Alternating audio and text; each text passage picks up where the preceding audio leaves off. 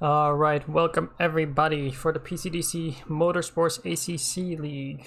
Your directing and commentary for today will be me, Senna Stuffmail, and Florian Denzler, aka Walter Koster. We're gonna take a quick look at the track we have in front of us today. So obviously today we're at Circuit Spa-Francorchamps in Stavelot in Belgium. The track features 19 turns, is about 7.004 kilometers long, or 4.352 miles long. The race format for today will be a 2-hour warm-up, which is coming to an end now. Our drivers will be going over the driver's briefing right now. Then we'll have 15 minutes of qualifying starting at the top of an hour. And then we'll have a 90-minute endurance race this week. We'll have one mandatory pit stop, and the drivers have a free choice of tires and fuel. We will also, of course, have a rolling start. So, coming today to Spa, we'll also take a look at what the rest of the season still looks like. So, if we take a quick look at the calendar here, we're looking at, after Spa, we'll have Silverstone, 60 minutes there. We still have Monza on the calendar, which is, I believe, one of the first times we'll actually run Monza in this community. Then we have the Nürburgring, then Bathurst, and Kyalami to finish it off with. Before we head into qualifying, we're going to take a quick look at the championship standings. So, right now, in the lead, we have Marcus Lawrence. This is for the overall standings, to clarify. In second, we have Vincent Erbrich, 90 points. Then in Arnsman, we have in third with 82. Then we have Duploy with 75 points in fourth. Then Ruben van den Hudding in fifth with 70 points. Then our first Pro-Am driver will be Domi Persson, who's actually managed to outperform two pro drivers last time around, so he's in sixth. Then Ryan Daniels behind him in seventh. Then eighth we have One Sink. In ninth we have the Knecht. Then we have Pettit in 10th. Then Rojovic in 11th. Then we have Justin Dijkstra, which will be our overall leader in the AM category. So really good for Dijkstra there. If we look a bit further along, in 13th we have Sam Fresco in 13th, yeah, with 36 points. Then we have Robert Jan de Jong, who had a bit of an unfortunate race last time around, in 14th. Then we have Wang in 15th, Bunty in 16th, Max van Laar in 17th, 18th we have Hill. Then we have Wall in 19th, then Castro, then Vozarik, then Layson, who also had a bit of a mare last race, so he'll be looking to make that up today, I think. Then we have Griffiths, and then Levente. So with that all out of the way, we can head straight into qualifying as our drivers are heading out of the pits. And obviously we have Florian with us today. So Florian, you're at Spa, what do you think? Hello everyone. Well, Spa is obviously a really difficult track, really long pit road, so we don't want to make an extra stop for damage or something like that. And track limits are also going to be a big topic because it's Spa, it's a lot of tarmac on the outside of the track, and it's just so easy to go off the track, gain a bit of an advantage, and then getting a drive through. Yeah, exactly. I also think it will be interesting to see how drivers in the Hondas perform this time around, because actually don't know if you're aware, but in one of the recent patches the Honda got a bit of a buff overall, so it became a bit better on all tracks, I think, and we have like 5 or so Hondas running this season, I think, so it'll be interesting to see those go around. But yeah, the track itself, like Florian mentioned, a very long track and an insanely long pit road, as we have the endurance pit road, so it is in fact insanely long. Should someone abuse those track limits a bit too much, or even make a mistake in the pit, that means you're gonna lose easily. I don't know, how long would you say that pit road takes? Like over a minute, right? Yeah, it's something like 60 to 80 seconds, I would guess. It's almost a lap that you lose if you have to just do a drive-through. Yeah, so everyone will be trying to avoid that at all costs. Well, let's take a look here as we have Joshua Lace on here in the 97 Ferrari. Last time around, he was fighting for, I believe it was second or third place, and right at the end of the race, he got a drive-through penalty, which basically almost put him outside of the top 10. So he decided to call it quits. So it'll be interesting to see what he does now. I just checked a bit the data from previous races, and the time loss from a drive-through is about 50 seconds.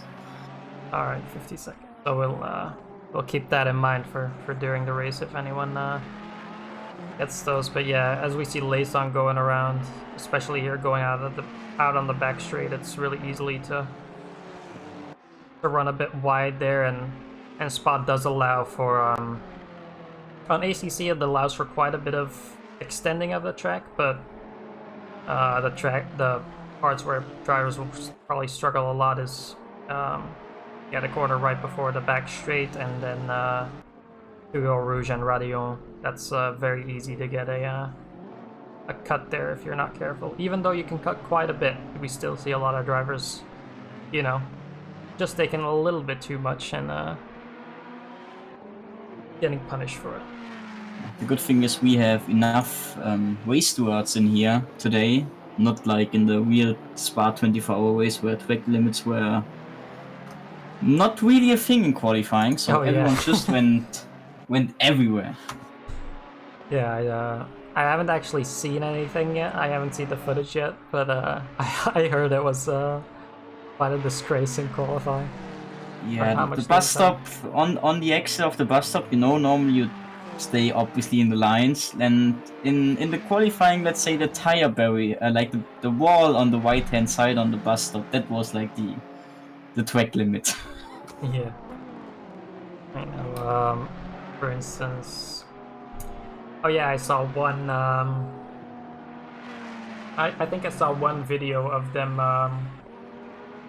like turn 9 coming out of Lecombe, that they were like extending a lot there as well. They were like flying over the curb on the outside there as well.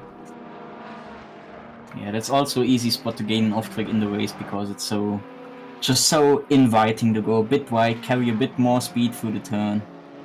Yeah, I do think so. But again, I think compared to something like iRacing, ACC is already like very lenient with track extending and such. So it's if anything, I think the devs of ACC should just make it a bit stricter on Spa for ACC. But yeah, we'll see how that goes. There's also some slight differences in the track because just on the time when it was scanned, like at Blanchimont, when on the entry on here you can use a bit more on the outside of the entry because it's just a bit of painted tarmac. Yeah. Let's see, actually, we've gotten our first couple of times in here. We have Deploy on the moment, Van den Hudding coming in there with an 18.9. Already looking pretty decent. I do believe we'll see the times crawling down quite a bit. I think 17s will definitely be possible for some of the top guys, if I'm not mistaken. Do not quite know how the track is at the optimum range, so drivers should have good grip everywhere. But yeah, as other times are coming in, 1 second 6th, Van Laar in 8th, which is for now is really good since he's in the AM class, so really well done there. Domi Person hovering around 9th there, just about where he usually is. But yeah, last time around Domi Person got a really nice result there, finishing in P6, actually beating up a couple of the pros. Through just sheer consistency. So we'll see if he can repeat the same performance to date.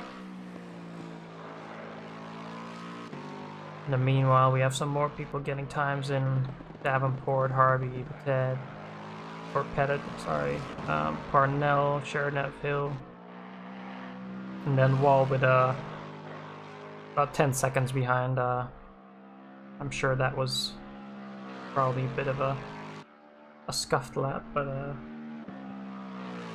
he does the next time around. I'm a bit disappointed in Domi that he's not driving the Porsche anymore this season. Yeah, I think he's been sporting the Porsche for such a long time that he actually, I think he decided that it was time for something else, and we talked a little bit about it after the race last time, and he was actually so happy with the Lexus just of the fact that the Lexus is like a really good base platform to work on. You don't need like a load of setup work, while the Porsche needs an insane amount in comparison. But the Lexus just doesn't look as good as the Porsches. Yeah. Yeah. Oh, Domi's in P3 now. Yeah, P3. Wow, really good time for Domi there. So the moment we won't see. Oh, there we go. Layson with a 18.8 will take provisional pole for now.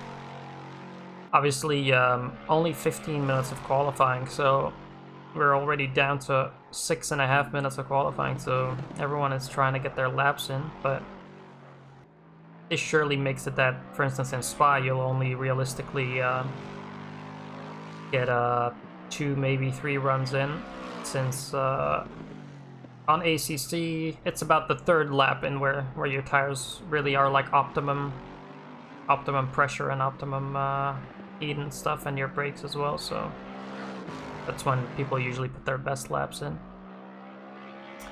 Oh, and as I was speaking there, as I said, the 17s wouldn't be far away today, and Arnsman has actually improved Layson's time by 7.5 tenths, so doing really good in the Honda there.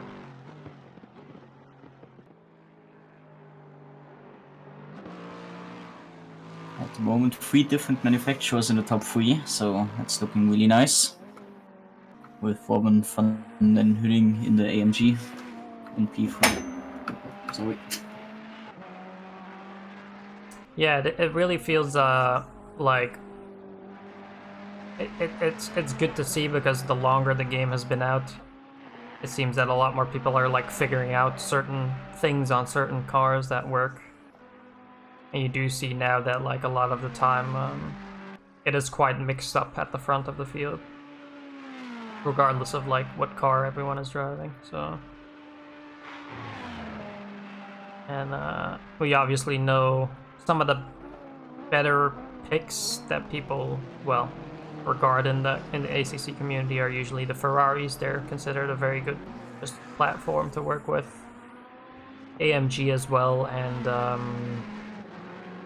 think there was one other car. Oh yeah, the Aston Martin. But I think we actually don't have a single Aston Martin this season, so that's also interesting to see.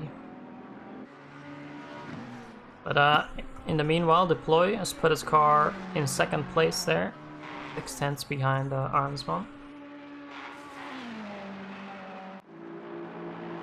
Looks like Jordan Wansink is also improving at the moment, with being 7 tenths up on his previous best lap time. But he's gonna get a bit of traffic now.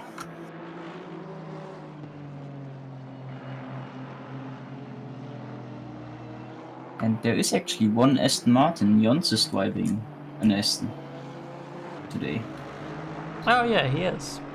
Yeah, so Jan didn't race last time around, but obviously he is here now. So that means there is one Aston Martin then. Yeah, so currently still Jordan Wansink on the screen here, 1.4 seconds up, 1.5 seconds even. So he's looking at a Could be really good enough for P2. Yeah, he gets this braking right here, going into the bus stop. See a bit shaky there on the brakes, but manages to hook it up. 2 seconds up now, 2.1. This might actually be provisional pole here. He'll just miss out there. Lost a little bit of time on the exit there at the bus stop, but nevertheless really good for Wansink. Yeah, that was a really impressive time. But it shows how much you can improve doing your quali one. Yeah, it is really a case of getting those tires up to pressure and the brakes up to like the optimum heat and stuff, because it does take quite a bit of time, so you'll rarely see people putting their best time in the first couple of laps. But yeah, one thing now dealing with quite a bit of traffic in front. Let's see if some other people improving. I think Jake Davenport in 14th in the Nissan GTR. Also looking at quite a significant improvement. Here's Peter Pan ahead of him, who's also improving his own lap time.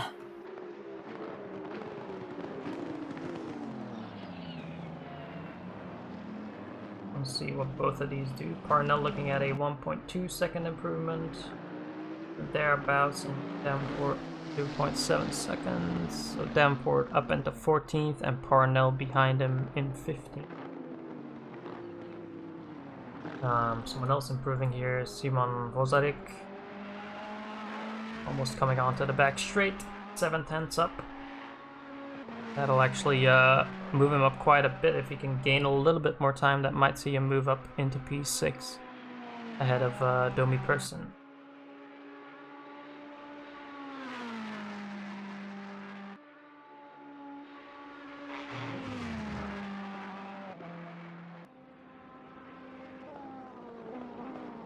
Oh, into the braking here, into the bus stop. Really good there, hooking it up. Gaining a lot of time through the bus stop, actually. Let's see how his exit is. Very decent. 1 second improvement here. That's going to be big for him. Yep, P6. Very nicely done from Vozarik. Joshua Layson looking for pole at the moment. 8/10 up, and he's only missing 8/10 to P1. Oh, so close. 500s between him and Arnsman, so that is looking like it's gonna be a close fight between those guys, and OneSync not too far behind, obviously. As he's also improved his time a little bit, I think. Arnsman is in the pits at the moment, so he won't be able to improve his lap time in the session. Yep, so obviously anyone coming across the line will be starting their last lap. There's any more improvements. Taking a look a bit further back, Kovacs Levente in 21st, looking at a 1.2 second improvement. Let's just keep following him around here as the rest of this lap. Bit of understeer. Yeah. Oh, that has messed up his lap, I think, so he's gonna pull off the track there. Looks like Vincent Erbich is on a quick lap right now. Yeah, so actually Vincent not able to put a valid lap in yet. As most people are on their last laps here, we also already see Thomas Arnsman has put the best time in so far with an 18.069. Let's see what Erbich can actually do. He will be one of the last ones to come across the line here. Yeah, most of the other guys on track are not able to improve at the moment, like Jordan Wansink and Domi Person, so it's all eyes on Vincent.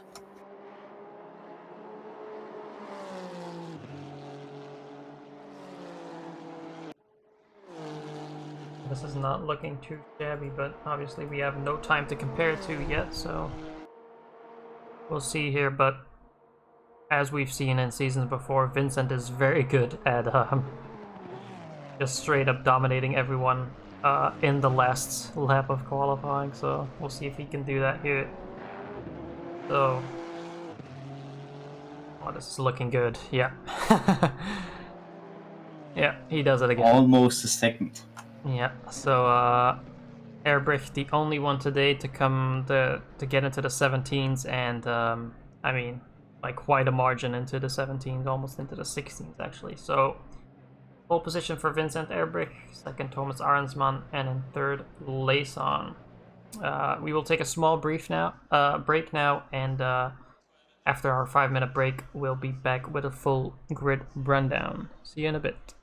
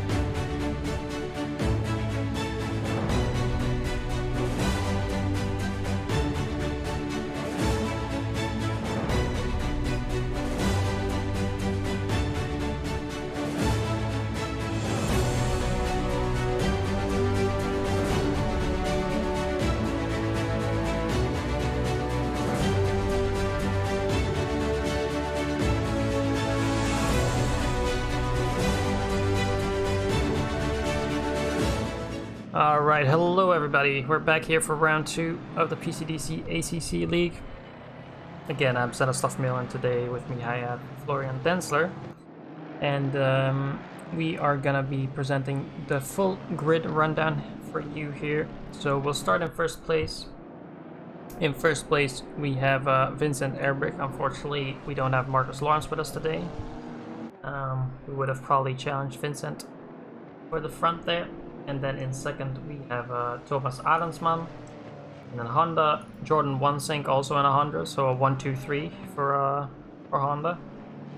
And in fourth we had Joshua Layson, but he seems to have disconnected. So in fourth we will have Ruben van den Hudding. In fifth, Deploy. Then in sixth we have Simon Vozarik.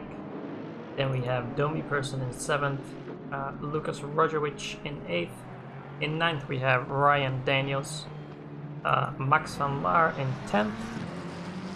We have Friedrich in 11th, Kevin Wang in 12th, and Martijn de Knecht in 13th. In 14th we have Marcier Heila, sorry for pronouncing that name wrong. 15, Andrew Harvey. 16 is Jake Davenport. 17 is the grandpa of PCDC, Peter Pan. I think so, yeah. P18 is Brian Pettet. 19, Pavel Chernev. 20, Lucian Samfirescu. P21 is Matthew Wonders. P22 is then Daryl Hill, 23 Kovac Levente. In P24 we have Jonathan Wall, and 25th is Miguel Fonseca, and in the last place with the guy that has the most positions to gain in the race is Justin Dijkstra. Or Dijkstra. Yep, very well there. So with that grid rundown we're gonna put the camera back on the front here as we are on the back straight. And we will see here what 1.5 hours of Spa is gonna look like for us today. Everyone. I think Thomas Arnsman already left the track a few times while warming up his tires. Yeah, it does seem a lot of people are having a bit of trouble. I did see someone, I think it was Martijn de Knecht that I saw spinning out, actually coming around the corner. But yeah, we'll see here if anyone can actually challenge Vincent Erbrich today, as the grid is starting to bunch up here before the bus stop. Now something to note, I do think, I'm not completely positive, but I do think they run down to like, they go past turn 1 here on Spa, I think, before the race starts. Yeah, they gridded on the endurance start-finish straight, so... Yeah.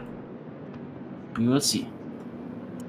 Yeah, so yeah, we will go around turn 1 and then we'll have a bit of a wait till I think. Or is this, yeah, no. Yeah. Makes it a lot easier kind of to, since you don't have that braking zone, but obviously Eau Rouge and Radion going too wide is going to be, on cold tires, that's going to be a challenge.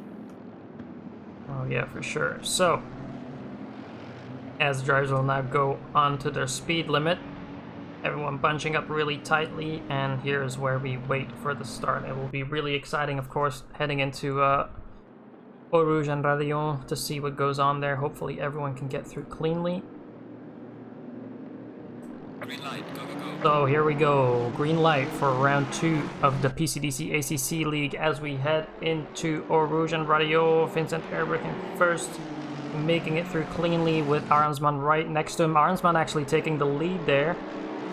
Really bad run there for Erbrich through Radion, and is actually is compromised by Van den Hudding, I think that is even. Van den Hudding having a really good start up into second position, as the rest of the grid seems to be making it through cleanly. Vincent Erbrich back into second, and Arnsman there in the lead, so really well done of Arnsman. We have one guy standing on the camel straight, but we're gonna have a look at that later on. Yeah, so a bit further down, it does look like most of the field got through cleanly. A little bit of a Oh, there's a behind spinner pull. from the 213. Just catched it. He tried to dive down the inside of a McLaren, which was a bit too late for the first lap. But luckily, no one got any big damage from that. Yeah, so I don't know. It looked like at least it was a fairly clean start. Maybe a bit of door rubbing here and there, but overall a very clean start it seems. And take a look here. Arnsman has actually. We do have someone in the pit who I don't know is he starting from the pit or? No, he was the guy standing on the camel straight.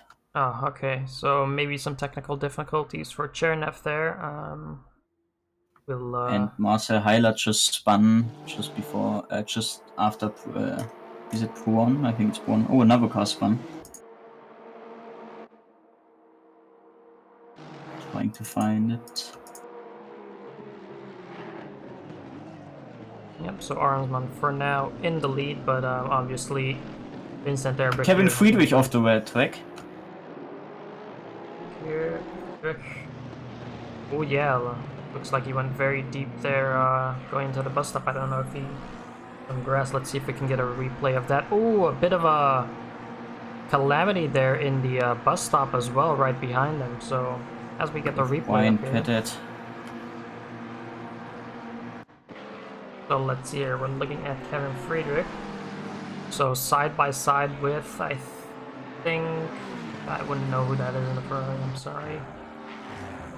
Side by side runs very wide there before the bus stop. Oh, and actually gets a snap oversteer moment there and heads straight into the wall. So hopefully only some light damage for Friedrich there, but that didn't look good at all. So and then yeah, that pileup behind them, 4 cars involved with that. I think we can't get a replay of that anymore, but yeah, it looks like Kevin Friedrich already towed back to the pit lane.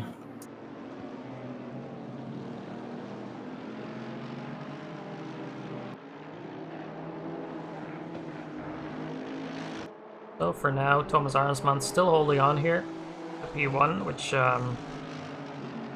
obviously I know Ehrlich is one of those guys that likes to get in front at the start and run away with it, but obviously not a guy that's usually used to sitting in someone's dirty air, at least not in our league. So there's a bit of a fight going on with the 52 Peter Pan and Brian Petit trying to go too wide through Puan. As they go side by side here, it looks like Petit has the best line for the moment, has the most speed through there, but Parnell coming back had him there.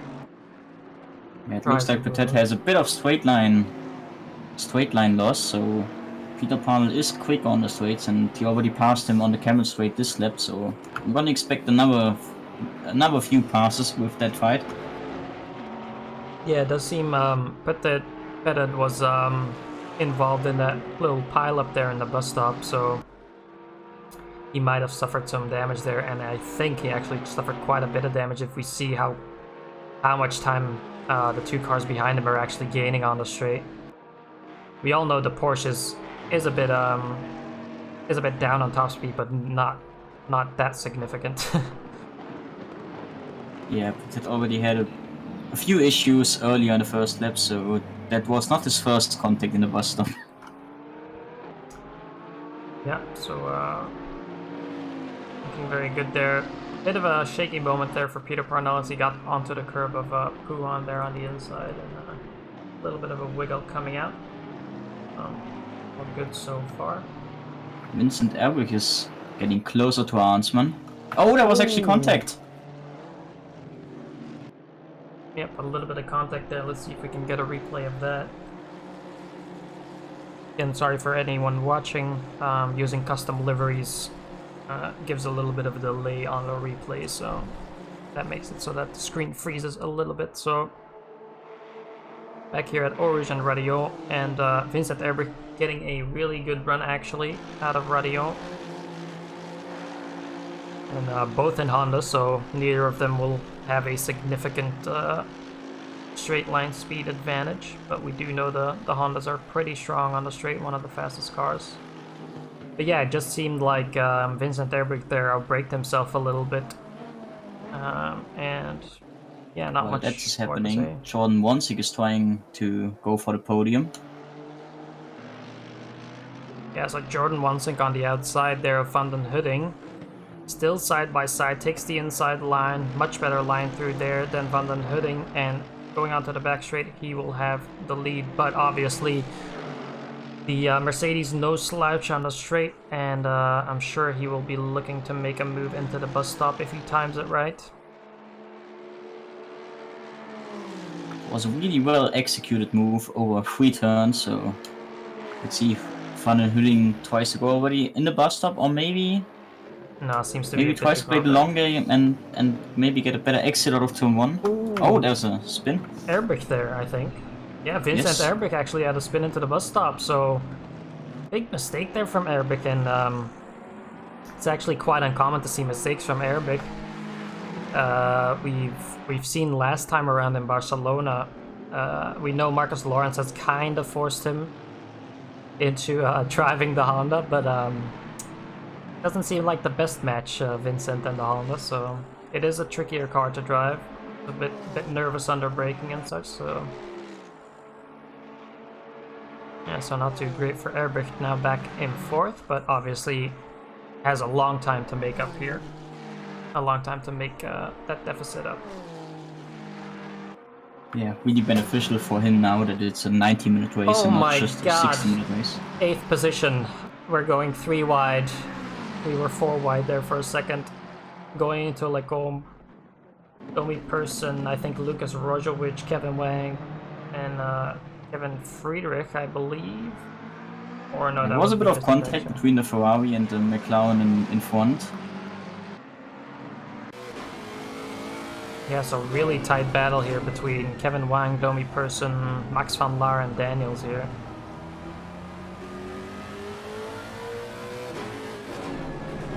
Domi is trying to play it really careful here, really defensive, doesn't want to go for every opportunity that he may go for. That he could go for, because it's a really long race ahead. Yeah, I know, I mean, from experience, Domi is overall a very smart driver, so he won't take unnecessary risks, and like he proved us last time around, he got P6 by simply not making any mistakes, so he might just be waiting for those guys in front of him to make a mistake while battling, maybe tap each other a little bit, make each other spin out, and then he'll capitalize, I'm sure. Now we come onto the straight though, and the Lex is also pretty powerful on the straight, so we'll see if he tries anything here, but obviously we just saw Ryan Daniels and Kevin Wang both having big oversteer moments on the exit of a few turns, so yeah, obviously we will see as well in an endurance race like this. Obviously there is one mandatory pit stop, but the strategy is free to anyone, so they can take whatever tires they want. They don't have to take tires, they don't have to take fuel. So it'll be interesting to see, because for instance the Lexus is known to have pretty bad tire wear compared to some other cars. I think it's one of the worst on the grid, together with the Lamborghini, I think. Vincent Erbrich is now closing on Ruben van den Hudding on the Camel Straight. Still a bit far back. Oh yeah, so right behind Van den Doesn't Hudding now. Yeah.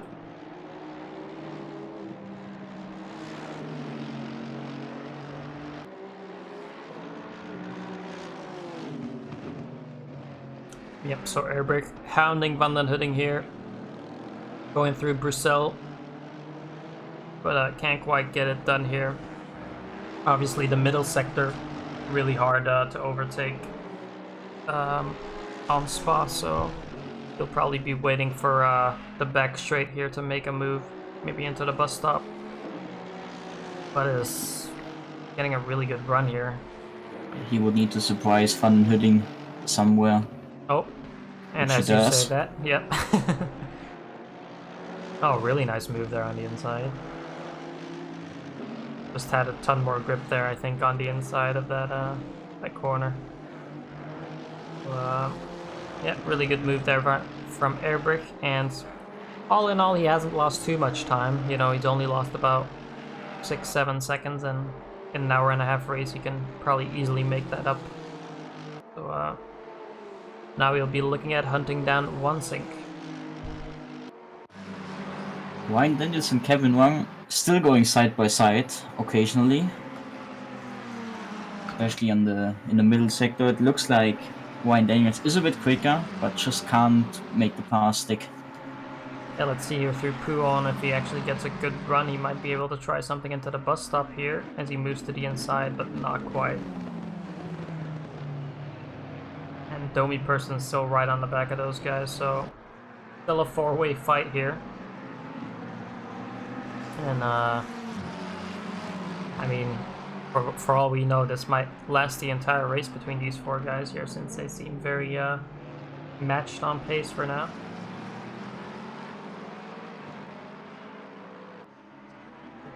Look further down the grid.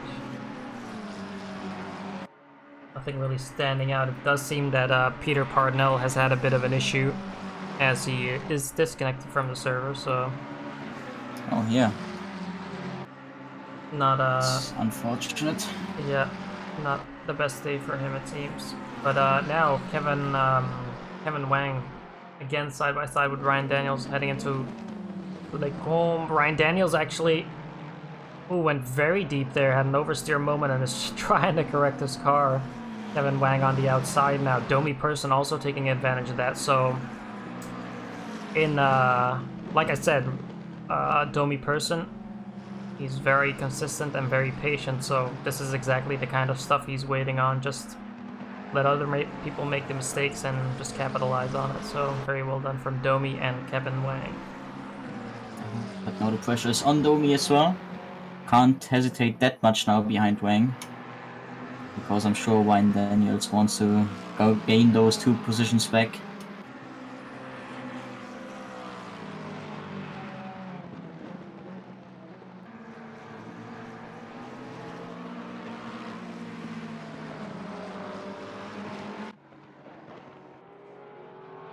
Here, also looking a bit further back in P16, we have Zamfrescu and the Knecht going side by side here. Knecht will try around the outside, very hard move to pull off. And Zamfrescu has an oversteer moment there, a bit of snap oversteer, and allows MDK to go through with Vila right on his back. So yeah, Zamfrescu under pressure there and just made a tiny mistake, and that allows the 2 guys behind him to move up.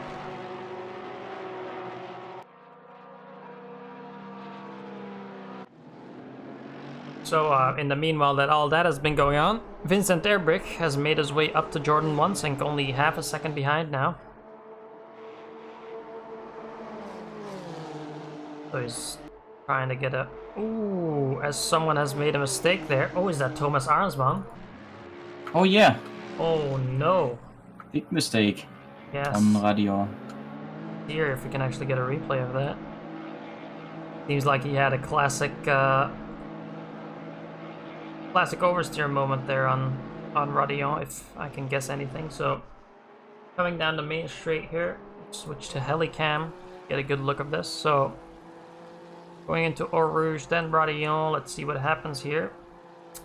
Yep, so I can already see what happens there. So basically, he hit the curb on the inside, just after Eau Rouge, the right hand, little right kink there, before you head up Radion, and if you hit that curb, that's pretty much always death.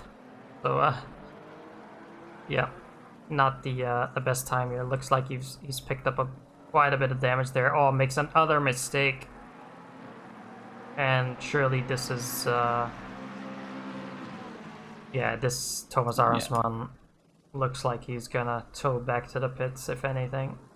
And now we have a real fight for the lead between Vincent Erbich and Sean Wansink. Old Sean Wansink making a bit of a mistake, lots of oversteer on the exit, and now Vincent Erbich gets much a much better exit towards Blanchimont and maybe even can finish the move before that.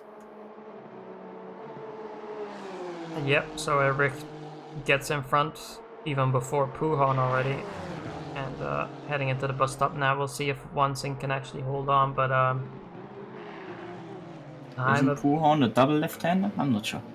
Oh yeah, could be. Maybe I'm getting my names mixed up. Could be. But yeah, Vincent Eric into the lead, and looking at the best lap times, I don't think Wansink will be seeing the air brake for long here. Wansink best time so far a 19.4, and air brake a 17.8.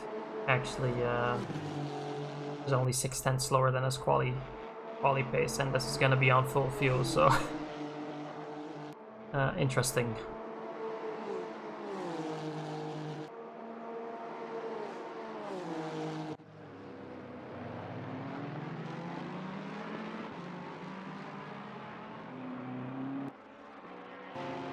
So as most of our fights, or early fights at least, have slowed up a little bit, is there something you want to talk about? I mean, maybe we want to talk about the fight for P12 at the moment. I was already focused on that, so good thing you say that. With Heiler in the Porsche. Ooh, big slide. And manages to catch it. Wow. There was a lot of sideways action there, just before Guardian. Yeah, that's actually very rare that you see someone save it. Coming up radio if they have oversteer. So well done by Halo there. That means Brian Pitet is now just right behind him. But Pitet is making a bit of a mistake into Lecomte. Outbreaks himself a bit, and now the gap is a bit just too large for him to dive down at Bruxelles.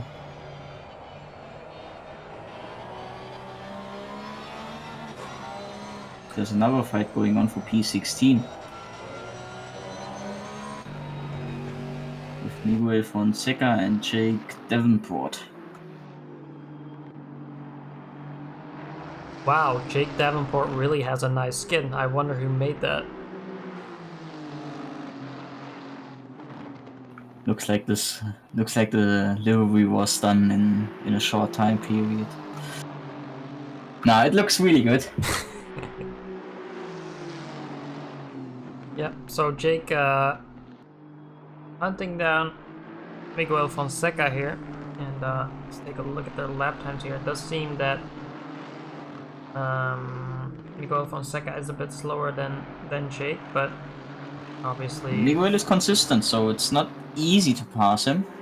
yeah, exactly. So again, in endurances, consistency is key. So you won't get anywhere with being two seconds a lap faster if you bin your car.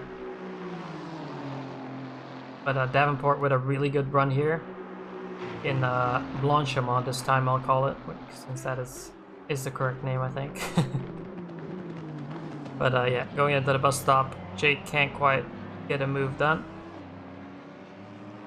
Needs to wait a bit longer. Now he's close enough, trying to go for the outside. A little bit of a fight going on here for P5 as well between Rožović and Vozarik. They're heading through Bruxelles here.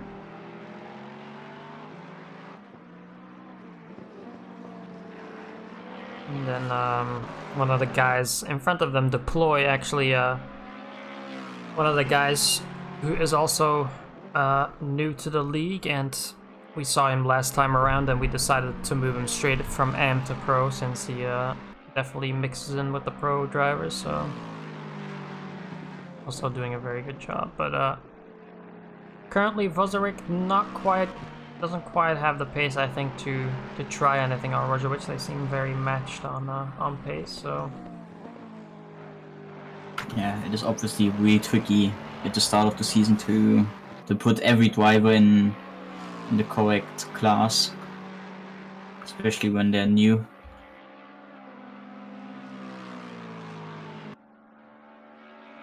yeah, exactly. I think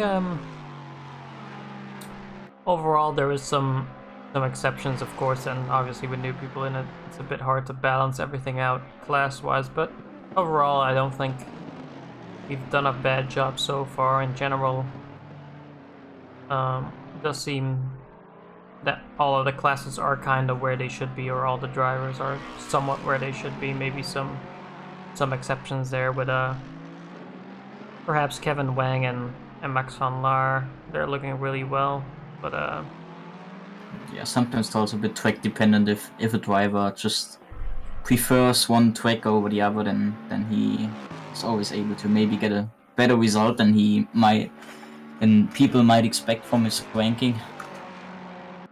yeah, of course, of course.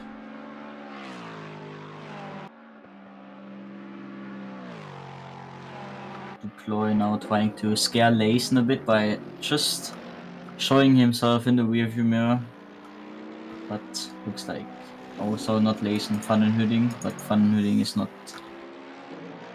falling for that, doesn't make a mistake right now. Yeah, that's looking like it could be a good scrap between these two guys here. And Van hitting also fairly consistent and definitely has the pace to get podium positions, but looks like Deploy is trying to take that off of him today. So we've already seen a couple of people make a pit stop, which obviously could be damage, could be a massive undercut. We don't know, but Wanders, Dijkstra, Hill, and Levente have already decided to go to pit. I think Hill, it might actually be stationary in the pit. Yeah. Oh yeah, big damage there. Yeah, I think he's point that also had a damaged car, is not a pits.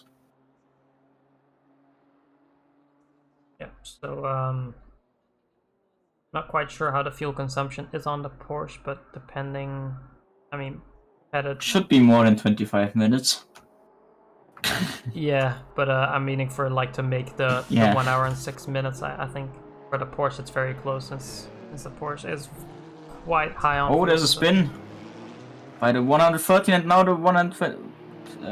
P19 Matthew Wanders goes into the tire barrier. Not sure who was the other car that spun.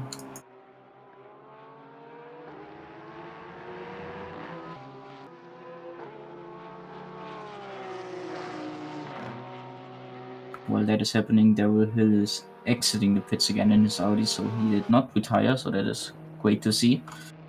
Yep, we know Daryl Hill has been with us for a couple of seasons now, I think, and even though he's not the most experienced, not the fastest guy out there, we do always see him try and put in a good effort, and I think he's mainly just trying to get experience and learn a lot from being in our league. So it is definitely good to see that he always sticks around and try to finish his race. Yeah, that is the attitude that we want to see. Exactly. Jake Davenport at the moment now trying to get the spot for P13, which he also makes it stick at turn 1. Was a bit cheeky on the inside, really late move. Already tried to go around the outside of the bus stop, but he made it stick now in turn 1. Yep, so Jake doing a really good job there. He was actually showing a quite good pace in practice, and does seem that he has had a bit of misfortune, but he's slowly starting to make his way up, and if he can just get in the rhythm a little bit, he might actually look to challenge quite a bit of guys in front of him as well, so we hope that can happen for him. You see here now as well, P8, Domi Person with Ryan Daniels. It does seem like Ryan Daniels is getting into that rhythm as well and closing up on the back of Domi Person here.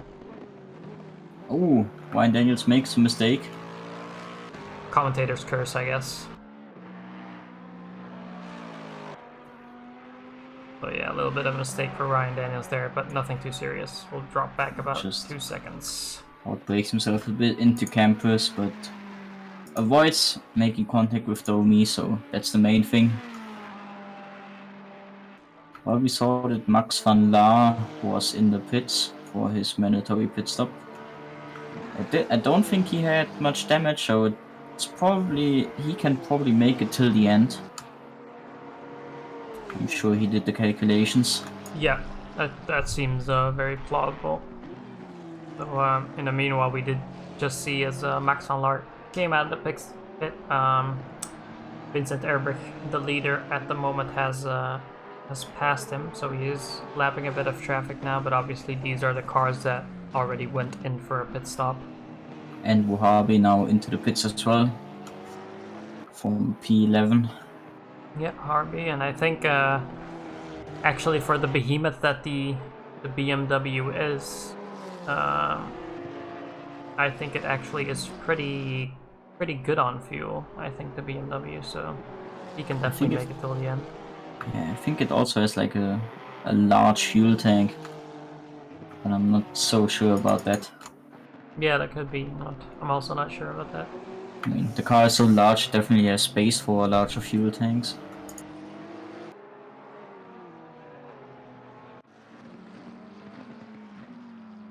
Field has spread out a little bit with people making some pit stops, and see here we have Daniel still trying to get on the back of Domi person there. But something worth mentioning, I think Kevin Wang, as in the AM class, is currently in 7th position, so not doing a bad job at all.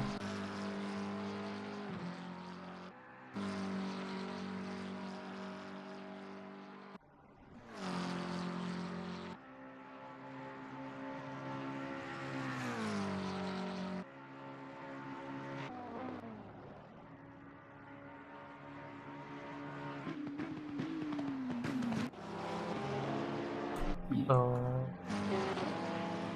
Max van Laar here, I think, in a little bit of a fight with Brian Patet, maybe? I wonder what happened there. Oh, maybe Pettit had to go in for damage, didn't he? So I think he's actually, did he get lapped here? Not sure. Possible. Oh yeah, he's on lap 10, so while the leaders are on lap 12, and a lot of the field is on lap 11, so I think Patet must have, well, I don't know, because if he went in for damage, surely his mandatory pit stop should have been gone, so I don't quite know what is happening here, but yeah, strange. At the moment it also looks like it won't start to wane. In the next 30 minutes at least. Not looking very clear. There was some light cloud prediction, but it would have to be some insane weather change here to get some rain, I think. Well, Jonathan Wall with a spin out of the bus stop, but manages to catch it. Able to continue without hitting the wall.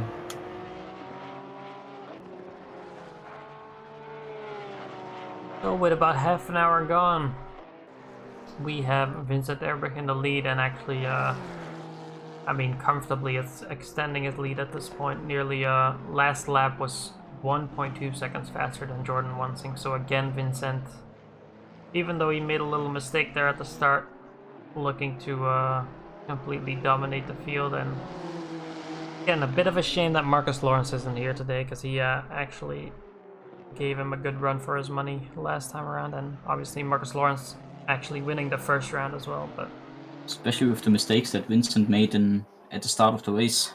Oh yes, for sure. But you know, it is I don't know, for me there's almost something comical about seeing the Honda NSX at the front, you know, of the field. But I think it never did really well in like SRO are blankping, so interesting to see here. Yeah, SRO is gonna start soon as well, right? The new season. Yes, I think so. I'm not. I looked at it a couple of days ago, but I can't remember anymore. Yeah, I think the first race is already next week, but I'm not 100% sure on that. Yeah, I know. Relative. I was looking at the America series as well, and Yeah, exactly. I think that's. I know they're not doing. Oh, they were. Oh, Indianapolis. I think they weren't doing that because of the Rona. They cut out one race. Rest. Um, you mean in real life?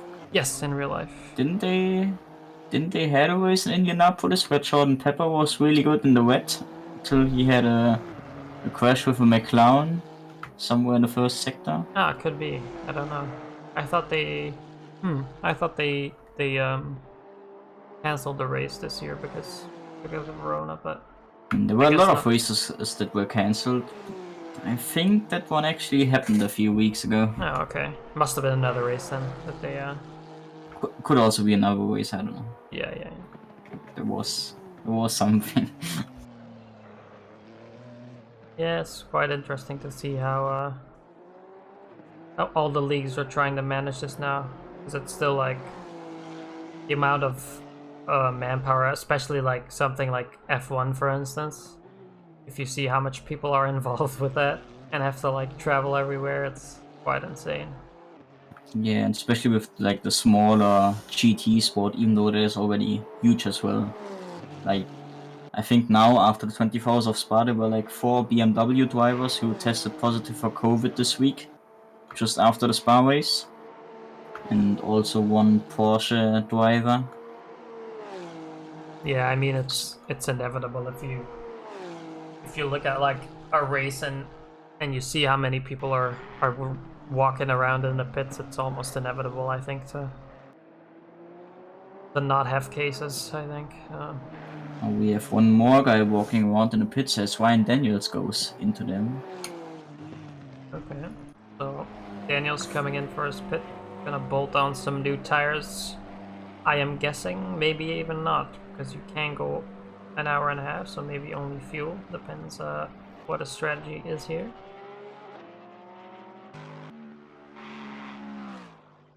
In the meanwhile, that does take the pressure off of Domi Person for now, so he's running in completely clean air here. So again, Domi in 8th, doing a very good job here. And, meanwhile, our first driver here in the Pro-Am category, Rojovic, also doing a very good job at the moment in 5th position. So, very well. Also interesting that I think just before Jonathan Wall and Max van Laar pitted, they were relatively close to Ryan Daniels. So it could be interesting where they exit the pits compared to him. Or like where Ryan Daniels exits the pits compared to those guys. If he gains something now. Yeah, I'll actually keep the camera on Max van Laar here and see what the difference is gonna be. I'll switch to Daniels here soon. Jonathan Wall already in turn 1, so he's most likely he's definitely gonna be ahead of Ryan Daniels. Could even be that Jonathan Wall didn't took any tires. Looking at his gap. Yeah, I think that's a very likely thing that people will be doing here in the endurance format. Ryan Daniels approaching the pit exit. Slowly. Yeah, so Daniel's here now coming out. He will come in front of he will be in front of Max van Laar. Ryan Daniels almost losing it on the pit exit by going on the grass. That was very close there. Imagine ending your race like that. Max van Laar now with much better top speed than Ryan Daniels, but not close enough.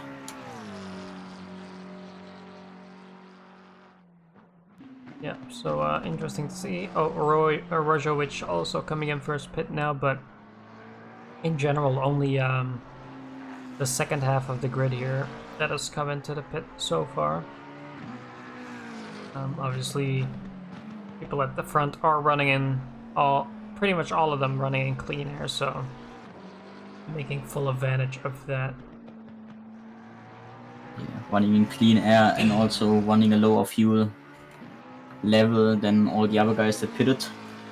So every lap that you stay out and you drive with like 20, 30, 40 liters less, it's always time gained. Exactly. But yep, Van Laar doing a good job here. Let's any battles are going on. I think we have a little bit of a battle here between Miguel Fonseca and Wall. Jonathan Wall, I'm pretty sure. Are you sure? Doesn't look that close to me.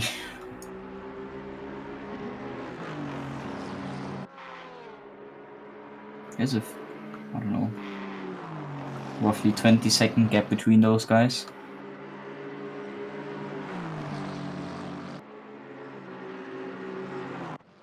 Oh, it's not Jonathan Wall. Wait, who's the McLaren? It should be Justin Dijkstra, and he's just making the pass. Ah, okay.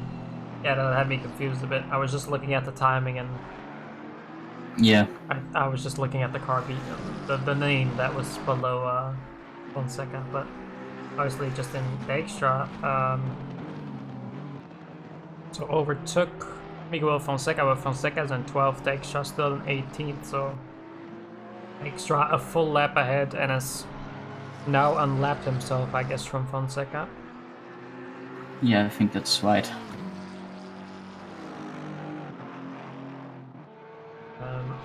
Switching back to the front here, we have Vincent Erbrich, who's also, I mean, he's just running away with it at this point. 14 seconds ahead already of P2, so... Really consistent pace from him, always in the mid-18s. Yeah, doing really good here. Everyone else in the 21s or 20s.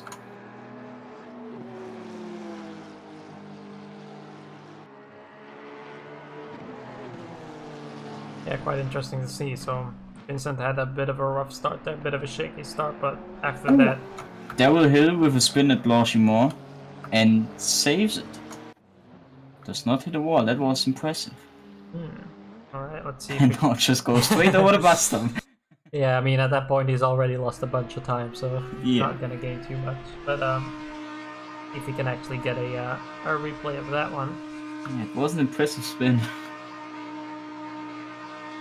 See if I'm actually close enough to catch it on the camera. Okay, yeah, we are. So coming around Blanchimont here, turning in. Let's see. Looks like a good line so far. Still good. Oh, but he actually touches the grass after Blanchimont. So he did Blanchimont perfectly, but then just spun. There's a curb there on the right side after Blanchimont, and for some reason, I don't know. Maybe he looked at his dash. Yeah, may have a little bit of a lapse of concentration or whatever, and just hit the grass there. But graciously, like a ballet dancer, manages to just 360 his car around and get going. Vincent now only in the 19s. Ah, his tire is dropping. We need the ABS graphic. Yeah, let me just bring the graphic up there. I'm sorry if you don't see it. That must be a glitch on your end, but it's up right now. Yeah, so, it's definitely on the stream. Yeah, so we see Kevin that Wong in the pits. we see that Jordan Wansink has a 0% chance at an overtake right now on the tires he's on. So I think he'll have to take some new tires.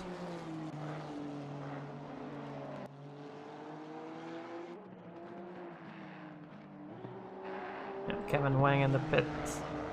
Hila also going into the pit. And quite unexpected because looking at last week's race, we actually had a lot of really close battles going on, but here in Spa it does seem that on such a long lap there does seem to be quite a difference between the drivers at the moment. Yeah, we also have some people that pitted and some others that haven't yet, so maybe we're gonna see a bit more action in the last half an hour of the race again. Yeah, to me it's gonna be interesting seeing where Ryan Daniels and Van Laar and such pop up after everyone in front of them has pitted.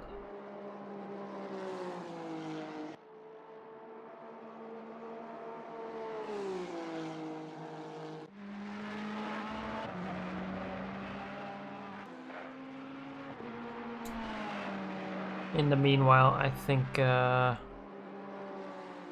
here we can probably take a as the grid is jumbled up a little bit, we can probably take a lap on board here with Ryan Daniels. Enjoy the Ferrari for a little bit.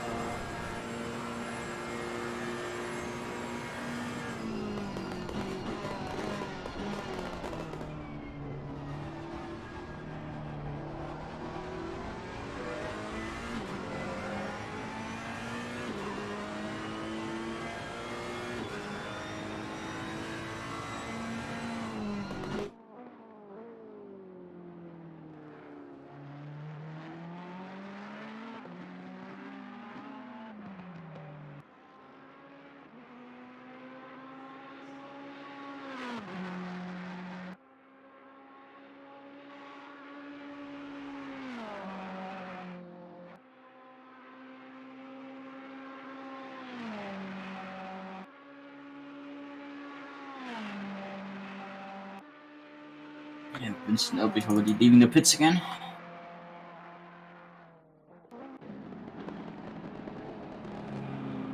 Yeah, so Vincent Herbert taking that really long pit exit, of course.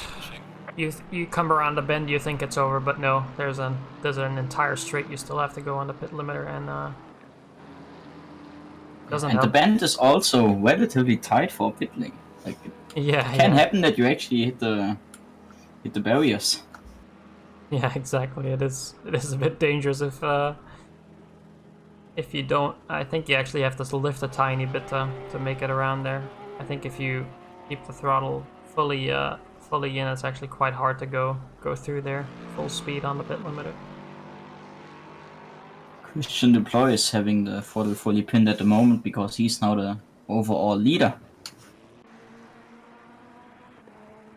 Yep, so Deploy again was moved up to pro class after his first race with us, and yep, definitely showing that he's in a quite good position, because I think he'll come out, once he pits, he'll come out in third, if I'm not mistaken. Possible. Question is he gonna stay out now just for the lead lap? Yeah, it will be interesting to see. As of now, pace isn't looking too near to our leaders, but yeah, it's not like he's. Well, that being said, his best lap was on 19.5, so let's see. Okay, so he does come into pit here, but I do think, well, I expect no one to really take tires. That's probably the fastest way around, so times aren't probably gonna get much better, seeing as they have to load up a bunch more fuel again for the remaining 45 minutes, and see how it plays out.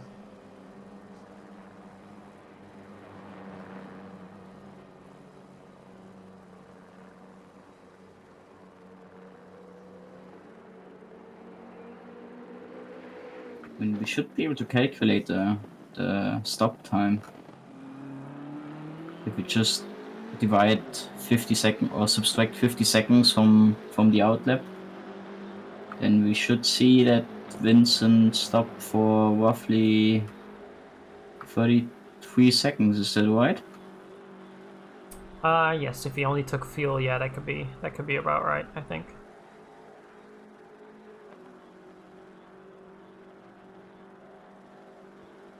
Yeah, he did a 3 minute 50, so that's like, yeah, roughly 40 seconds or 35 that he was standing in the pit lane.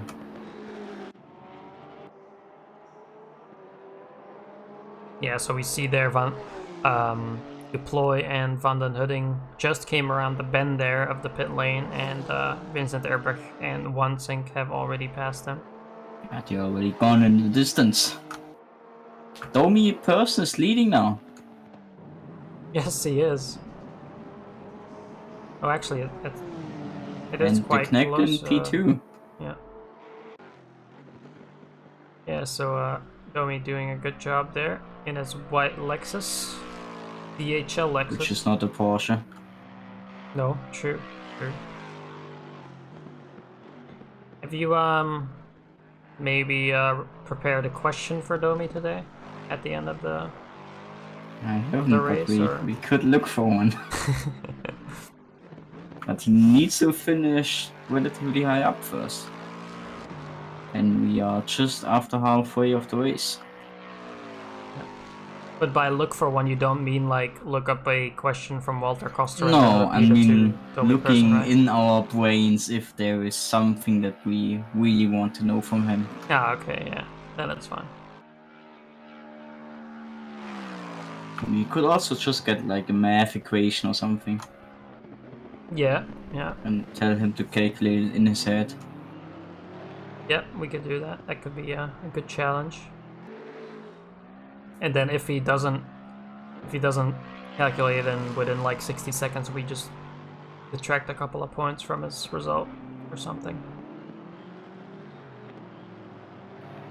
We can detract the amount of points that he has to say a number at the end, and determining how far he's off the real solution, that's the number of points that we deduct. Yeah, that sounds good. Do that. But yeah, Domi Person going quite long here, so still has to make his pit stop, but Maybe he's just gonna pit for fuel and just wants to drive on low fuel now. yeah, I mean, he's been going really long on his fuel. 50 minutes now already. Yeah, so yeah, it definitely seems like he's he's just gonna go. Went with a full tank probably, and I guess we'll see him go at least for another 10 or so more minutes, and then we'll see him come in. So he's gonna have a lighter stint, a lighter second stint, and then maybe we'll see if that overcut works out for him.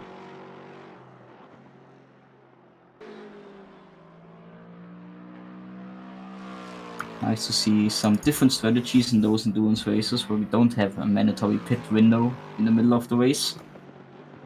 Yeah, it is quite interesting to see these, because yeah, we see stuff like this, so a lot of it does seem the trend is usually that people just cut their race in half or thereabouts, but which is a bit of the boring strategy for people that don't want to yeah, exactly. spice it up.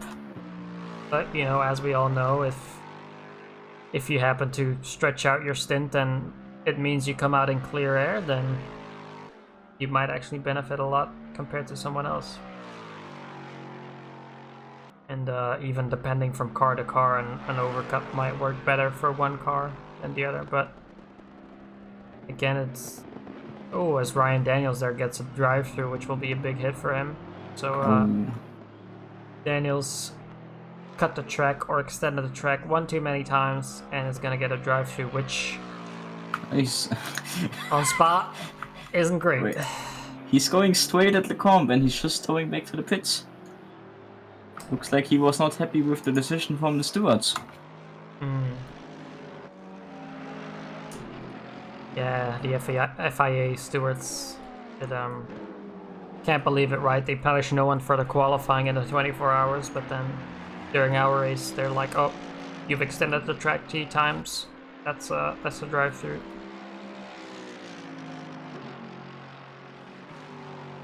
So yeah, Daniels had enough of it, just decided to call it quits.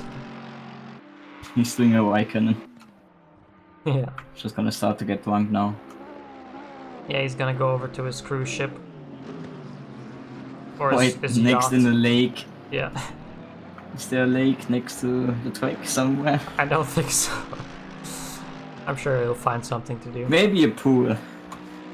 Or maybe he can be like Alonso, just like steal a chair somewhere and just go sit and look at the race.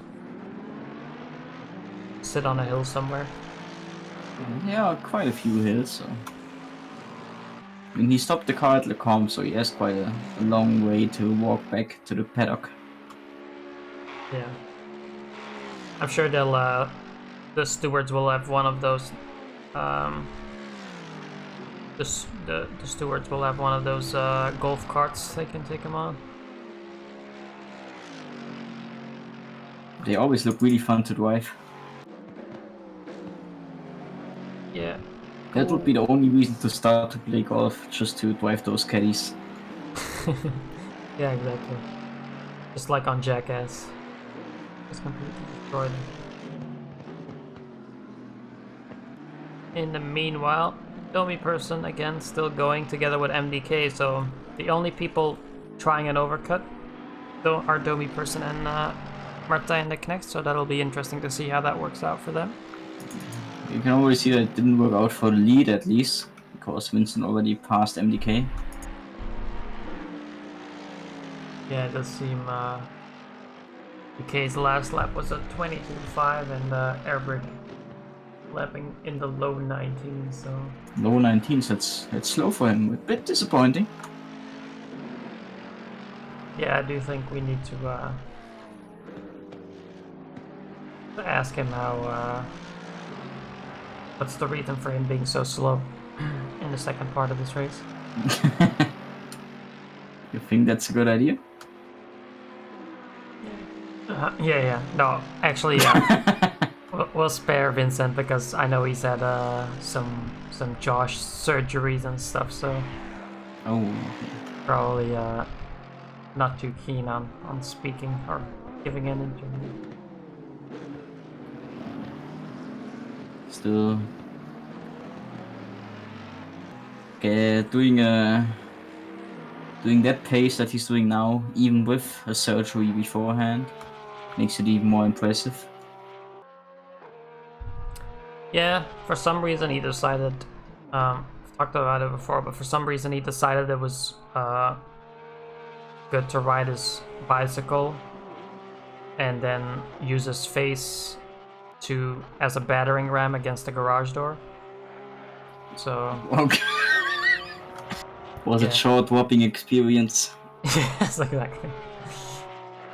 So in the meanwhile, I think he's had a couple of surgeries already, which is it's obviously not too great, but it did How sound do you like. run against the garage door? Well, the way he explained it, I assume.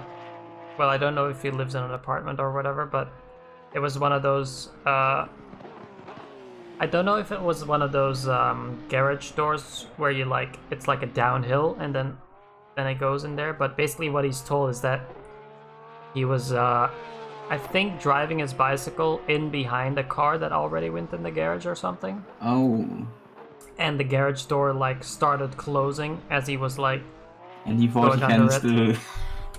Yeah, and I think he was too close to even slow down anymore. So that's why I think he said it was a downhill garage.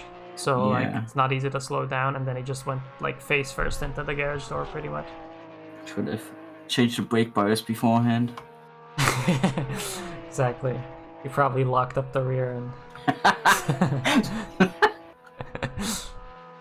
Yeah, that can happen.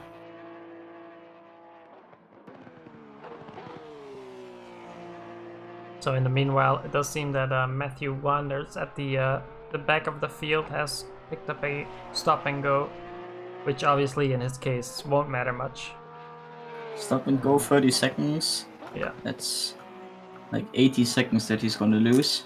That's still fine as long as more people retire in front. He still gains positions. Yeah. So far obviously, yeah, he's gonna lose about a lap with that, even maybe a bit more even. But yeah, he is 40 seconds behind the nearest car to him, so it isn't gonna damage his race too much. Ruben van den Hütting and Christian Deploy are still relatively close to each other on track. And Deploy gets a bit of traffic now at the Rouge.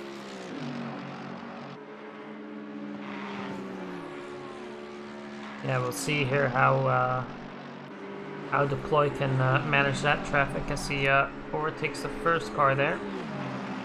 See if he can Looks get the like- second one before going. Doesn't look like it. Oh, too far away, so yeah, realistically you don't want to be stuck behind a car in the middle sector on Spa, so this is not ideal for him, but same way, so Van den Hütting gets quite a good run there as the back marker moves out of the way. Miguel Fonseca, well done from him, just going out of the way of the racing line.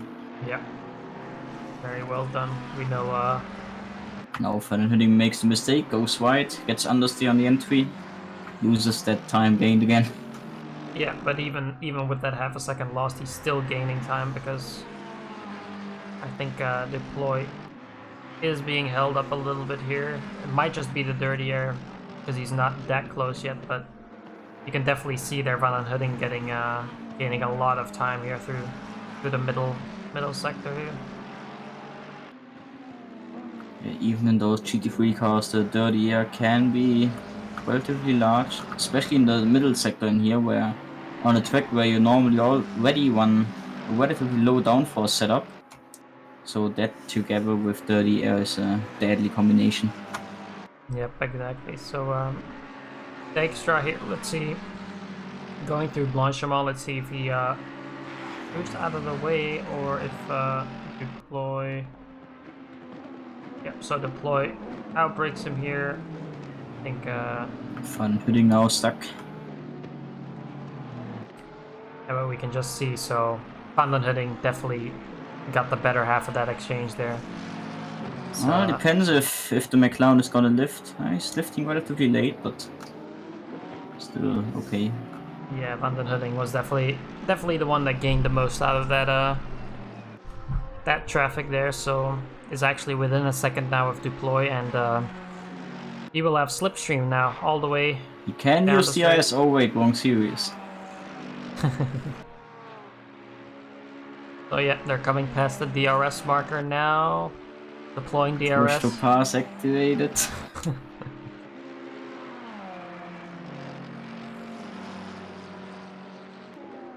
Man, that's a good thing that there are series that are not tainted by DRS and stuff. Yeah, I think there was a DTM race on Spa this year where René Rast was in the lead and he used push to pass, even though he wasn't allowed to because he was a P1. Yeah, it's really nice that we don't have those gimmicks in here and that we don't need them for people to pass our cars.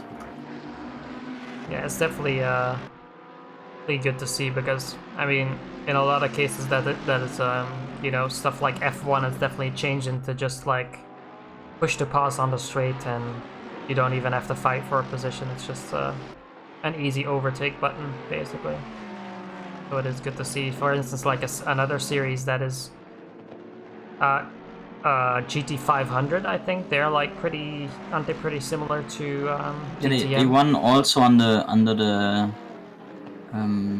it's not under the class 1 rule set, same as the DTM cars. Yeah. But the GT 500 doesn't have DRS or push to pass. Or do they have push to pass? No, they don't have anything. Okay, yeah. So that is good to see. And then I was wondering now, was I may have heard this wrong somewhere, but was DTM being stopped at some point in the future? They switched to GT3 cars next year. Oh really?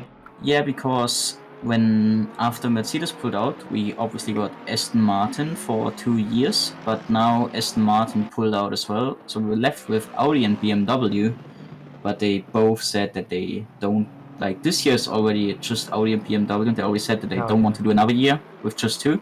Yeah. So, and it's just too expensive.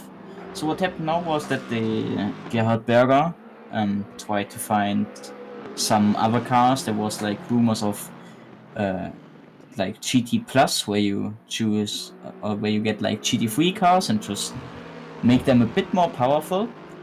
There was also other rumors like using LMP2 cars and so on. Okay. So now the most recent idea was GT3 cars with a bit more power, but the big issue is that firstly, most of the manufacturers now said that they don't want to change their cars. For example, for standing starts, because they would need a new clutch. Oh yeah. And also, for example, the Porsche engine, you just can't get more power out of that. So they would need to fit like the Porsche from the GT2 car, for example, but they don't want to do this. So that idea got scrapped as well, and now it looks like they're just running a normal GT3 season with a normal GT3 BOP on rolling starts, but most likely with just one driver, so no driver swaps. Okay, interesting. Because I thought wasn't I might be wrong, as Domi Person actually comes into pit now, so very late pit there. Martin the Knecht actually still going, so he's been going well, both of them have gone for over an hour. I mean, the Knecht could be pitting this lap, which would be the same as Domi. Yep, could be. Let's see if he's a better fuel saver than Domi, and therefore the better driver. Yes, he does. He stays out. But yeah, coming back to that, wasn't I thought I heard something about this as well. Wasn't originally the plan to merge DTM and Super GT? Or am I wrong in thinking that? There was the idea to make races together. Like there was that dream race at Fuji with a lot of DTM cars and the Super GT cars, where they also drove on the Hankook tires from DTM. There was also a race where like the 3 manufacturers from GT500 drove at Hockenheim with, I think Jensen Button was supposed to be driving, but he couldn't at the time. So there were like 2 races or 2 race weekends where they drove together, and that was always the plan in long term. But now with the end of the DTM cars like we have them now, that is basically over. Yeah. One thing I do like, I don't know if you know this, but like GT500, they have like something called success ballast, which is quite an interesting idea, I feel, because like it's one of those cases where the skill level in Super G, like in the GT classes in Japan are quite different, and I don't think they class their drivers differently. So something they do to kind of circumvent that is that,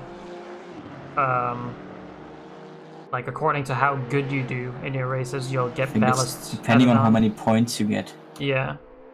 So it is, yeah, like essentially like they just call it success ballast. So the better you do, the more weight you get added onto your car. And there is, I mean, even I was watching a race. Some issues with the 127 car, I think. 127, let's see. Just towed back. Oh yeah, he's actually left the race now. So Wanders decided to also call it quits as here Vincent Erbrich. Yeah, by now already about 30 seconds ahead of Jordan Wansink. So yeah, I think the success ballast is a really interesting idea. It's a bit tricky to do. Like for example, I think the World Touring Car Championship, which is now not a World Championship anymore since a few years, but they had a similar approach as well. It's definitely interesting. I'm not sure if it's really fair, but it definitely helps to even out the field. Yeah, it is one of those cases where, yeah, like I mentioned in GT500, it does seem that the skill levels are quite far apart, like from the start of the grid and the end of the grid. So it's kind of a way to balance the better drivers out a little bit, and it does seem, well, from what I've seen at least, it does seem that most of the drivers that are really good and are supposed to be at the front, even with ballast, still tend to do really well. So yeah, it's always a question on how much those weights actually affect the handling and the lap time. yeah, because I know I was looking at it last week, I think the race was, and there is cars that have like 60, 70, even 80 kilos added on, which is, you know, for a car like that, it's like having another guy next to you sitting in the car. And we all know, like, if you watch any videos like with drivers taking passengers, a lot of the times they'll say, you know, that it makes a big difference in performance having that passenger in the car with you. So yeah, I mean, those race cars are built to be as light as possible, or as light as the rules allow. So if you suddenly add like 30, 40, 50 kilos, it definitely makes a difference. Yeah, exactly.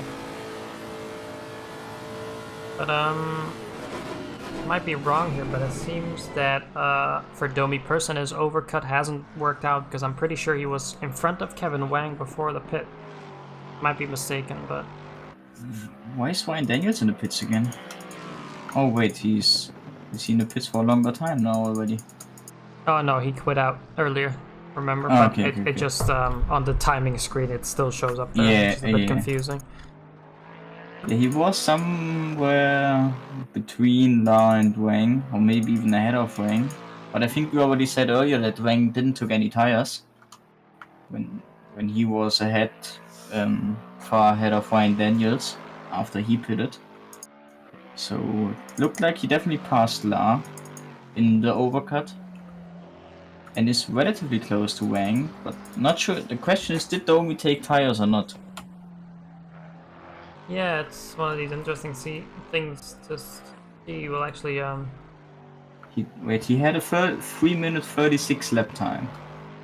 That's roughly the same as what Vincent had, and I think Martin de Knecht also coming into the pit now. Here, it does seem like Domi Person made a little bit of a mistake on his second lap, because he's down 4 seconds already on his best lap, I think that is. So. Yeah, he had a bit of an understeer moment in the middle sector. He was standing in the pits for roughly 35 seconds, so I'm not quite sure what that means, if it's fuel and tires or just fuel. It'll just be fuel, I think, because fuel and tires is separate. So yeah, then it's most likely just fuel. I think if you take tires, it's another 25 or so seconds added on. I'm pretty sure. Yeah, so maybe now with the older tires means they still have a bit of temperature, but obviously with more weight in the car now, it changes the behavior quite a bit. Like we said with the success ballast. Yeah. Basically, like he got a bit of ballast now compared to earlier. Yeah. Yeah, like I mentioned before, the Lexus tends to be a bit poor on the tires, so if he didn't take any tires, he's definitely gonna feel it. But that being said, he is about 6/10 up on his well, I think that's from his previous lap, so definitely not looking too strong yet on this full tank here. At the fight for P3, Ruben van Hudding can't really close the gap. Oh, the 606 is standing at Buxell. That is P18. Brian Pettet. Yep. And he towed. He also towed. So yeah, it turns out that that an endurance race on Spa is tricky for a lot of drivers, it seems. Not don't quite know how many people we had to start, but I think we were around 25 drivers and down to 18. So Kovac went in the pits. I think he pitted already earlier. yeah, so question is maybe picked up a little bit of damage anywhere. It does seem that he's already taken his pit. Yeah. Oh no, yeah, I see he has a lot of damage on the front, so must have made a mistake somewhere. But yeah, seems to be heading out with damage out of the pit, so very strange. Just trying to finish the race now. Yeah. So I wonder if he actually didn't have enough fuel or something. Maybe he had to go in for fuel. Not quite sure. Or maybe just forgot to put the repairs on and yeah, not looking too good, that car. But Really nice to see that the AMG from Ruben van der Hudding is still in the top 5. Obviously a really nice car. yep, doing very well. Still has obviously 17 minutes here to catch up to deploy, so doesn't seem for now that he has the seem that deploys just slightly faster than him, so Just losing a few tenths every lap, it's a bit too much. yep, exactly. So I mean, obviously it only takes one small mistake from deploy, running a bit wide somewhere, a little bit of oversteer in a certain corner, and that might already see the Van den Hudding being able to put pressure on. And let's see how that turns out at the end of the race here. MDK in P9 just made a mistake after exiting the pits in this lap, which means that Max van Laar is just right behind him with just under 2 seconds. Question is, can he close the gap in time in the last 16 minutes of the race? Yeah, so again, one of those things, like I mentioned before, I do believe the McLaren is quite a bit stronger on the tires than the McLaren. Or the Lexus is worse on the tires, I should say, sorry. Okay, yeah, that makes sense. Yeah, it'll be interesting to see here, but it does look like Max van Laar is closing up quite a bit here already through the second sector, heading into the third one. So we'll see here. The one redeeming thing that the Lexus has is that it can really stretch its legs on the straight, so I don't think the McLaren will be able to catch him on the straight.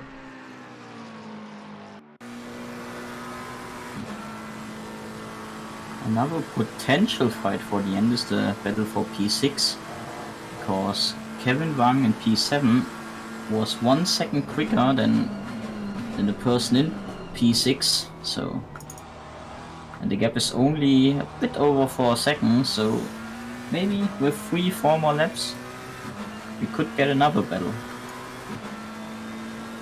Yep, so we'll keep an eye on that as well, but for now, P9 and 10 here. Max van Laar actually did a 21.3 last lap, and that was a whole 1.4 seconds faster than Martijn de Knipt here, so This definitely looks to be a battle developing. The bad lap time from the Knecht was obviously caused by that small mistake into the comp. Gonna be interesting to see if he can make it better this time. Yeah, Van Laar actually had a really good run through Radio there, and it's closed up so much to the Knecht, as he's now almost on his back bumper now, going into Bruxelles now.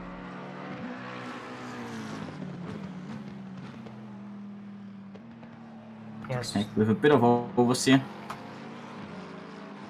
Yeah, so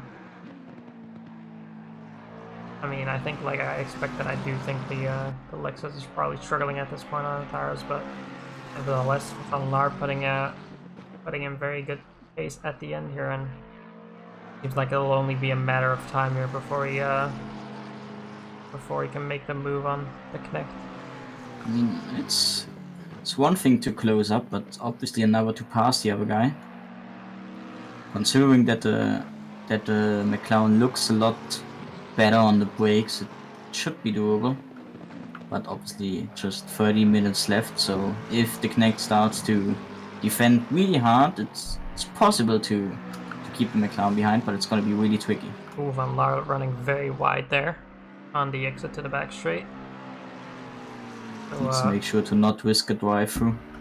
Yeah, so quite a poor run onto the back straight here as they head into Blanchimont, so lost a bit of time there. So Martin de Knecht safe for now.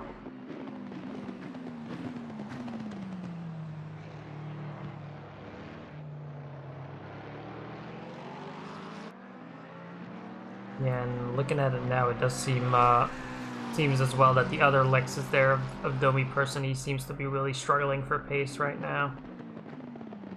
So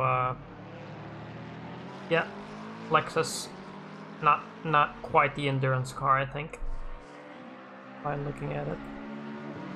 Yeah, now the McLaren from Max van Laar is really close. But gets understeer, no whoosh. Compromises his exit.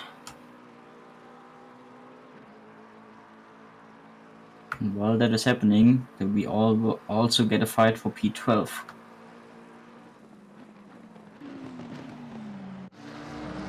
Yep, so we have Davenport here. Oh, there was contact! Ooh. Okay, so at least good to see here that Dijkstra decided to pull over for happening here. Looks like Jade Davenport is retiring the car after getting hit in the rear at Stavelo.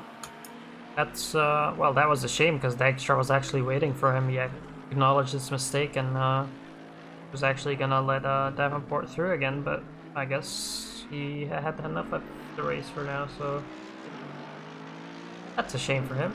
But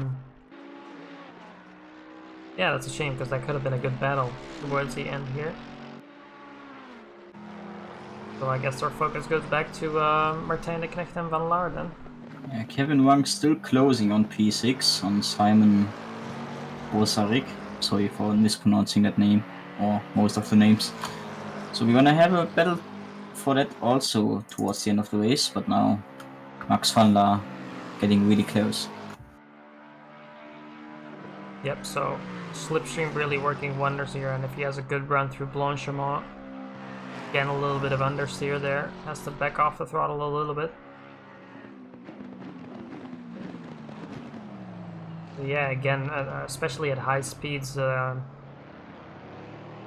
in these most current GT3 cars, the dirty air can't be underestimated. But now, Van Laar with a really good run on the Knecht here as he moves to the inside. And let's see, the Knecht looking for a cutback, and he gets the cutback. Really good run out of the turn 1 there for the Knecht as they head down. Van Laar tries to establish overlap, but can't.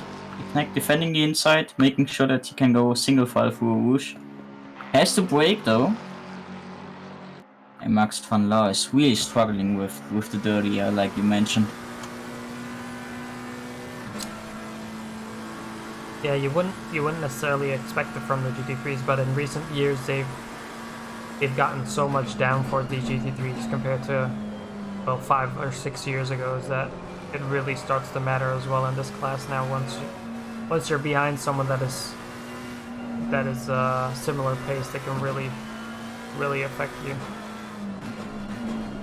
So we do see Max van Laar here. Feels to me like he's struggling with the rear tires a little bit here, as he's having a lot of oversteer coming out of corner actions, just struggling on traction a lot, it seems.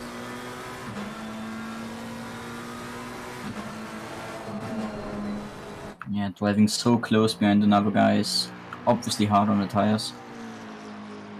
Yep. So so far as well, I must say Martin de Knecht doing a really good job holding on to his position, and actually that cutback was probably one of the better moves we've seen this race into turn 1 there.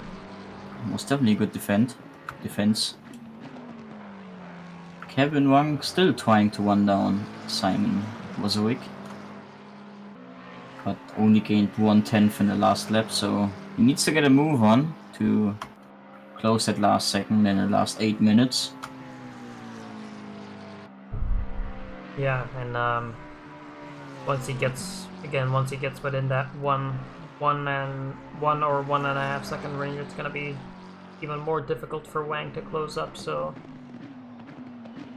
like you said, he's gonna have to get a move on to if he wants to try anything on Vozarik.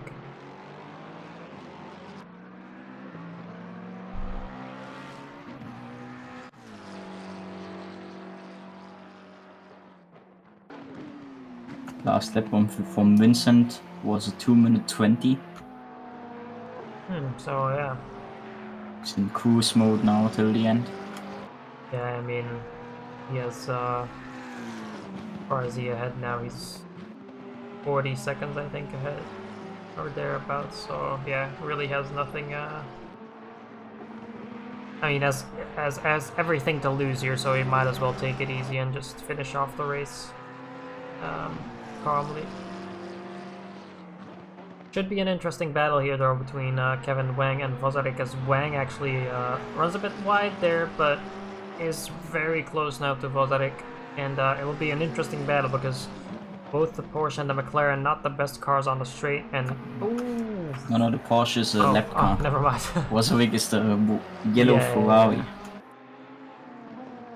Yeah, I thought he closed up, but my mistake. But nevertheless, it should be an interesting battle because the McLaren and the Porsche are very similar cars in the way they perform, so both very good on the Ferrari. Or a McLaren and Ferrari, sorry.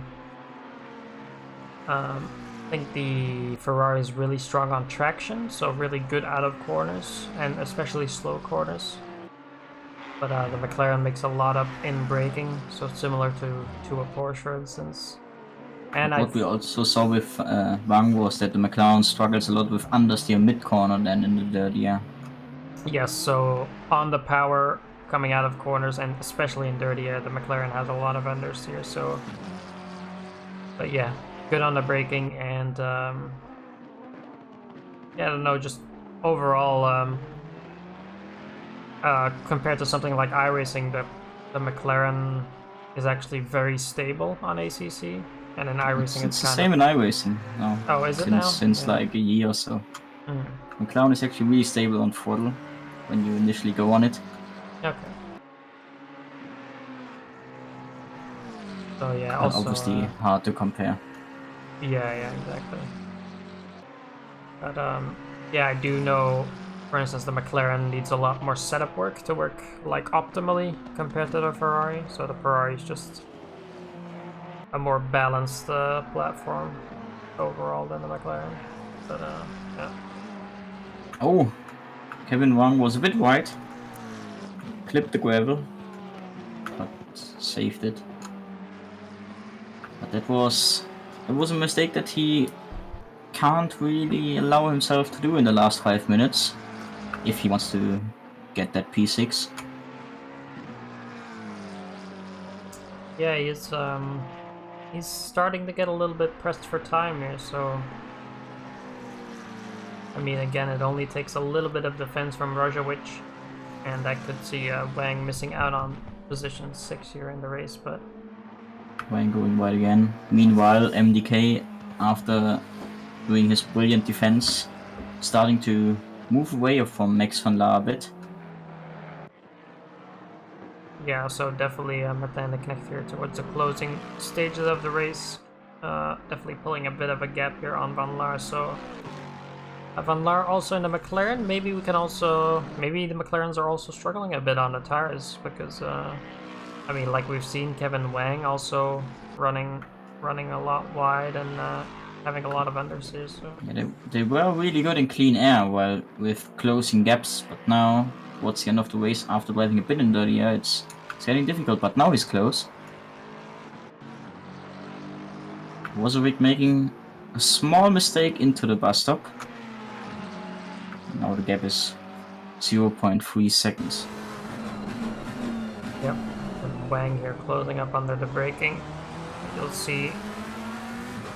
There we go. There we see the Ferrari's power on the traction. There has a lot of torque and good traction overall to get out of the slow corners. Wang almost clipping the wall. Oh, Wang actually gets a way better run out of Radion than Kozarek, so we'll see here with the slipstream. Maybe he can try something. Has the knowledge that he can brake later than the Ferrari from the first turn. Will he try to make a move down the outside? Kozarek going slightly defensive.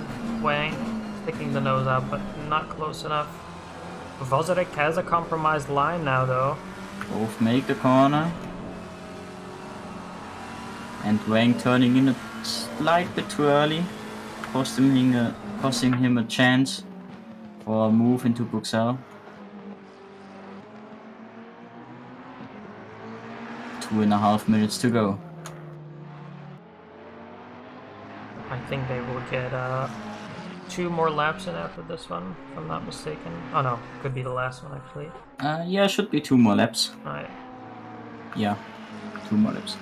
So about 4 minutes and 40 seconds here for a bit more than that for Kevin Wang to try and get this position off of Kozarek. Will he try to make a surprise move somewhere in the middle sector in the next lap? Looked like he was trying to find a few informations in right now. Should know where the Ferrari is weak, where he has the advantage, but difficult to execute that. Yeah, and a couple of interesting things here at the end. Hila or Hyla and Dijkstra getting drive-throughs at the end here for track limits, so I might actually see them drop back a bit, both of them. So. Also a big factor in the Wang Wozovic fight, who already is on 2 off tracks, who can allow themselves to go a bit wide somewhere. Yeah, exactly. That could be an issue here for either of these drivers. So again, here going into turn 1, does seem like Wang has. Wang is taking a really tight line into turn 1 that really compromises his exit. Yeah, exactly. Yeah. Again, Ferrari really good on the traction there. So heading to. Even shifting down at the Rouge. Just to gain that extra speed.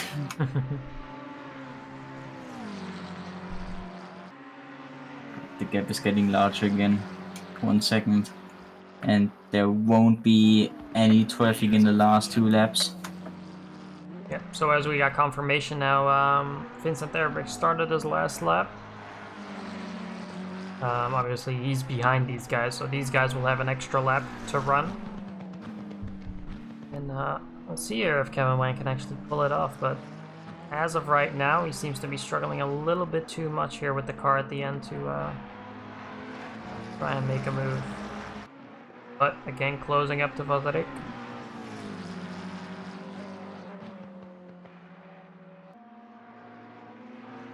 All he needs is just one good run.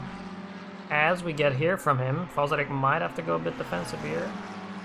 As Wang tries up the inside, can't quite get it done. Now we need to stay close. We know he can get a better line through a Rouge. If he manages to keep the gap under half a second, he maybe gets move on the camel straight.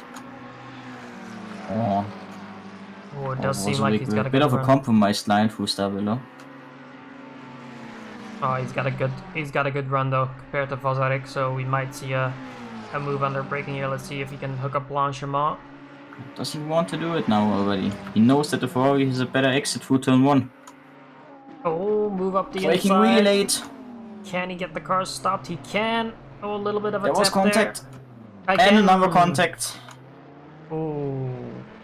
That's something for the stewards to review. And now he's on the wrong side of the pit wall of the tire barrier. Yeah, I don't know about that one. That was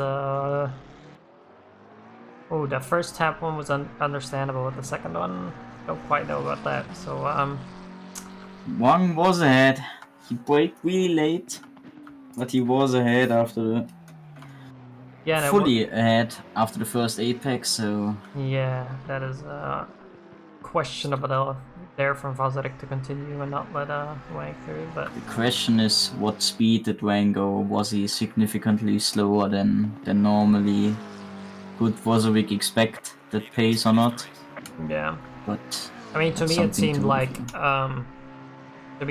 for that move, Wang got his braking perfectly because it isn't like he shoved out Vozarek on the outside. Yeah, he stayed tight on the apex as well. Yeah. Like he made the corner. So, but again, we'll see after the race what happens with that. Yeah, so far that Vincent was really Erbrich is through the finish.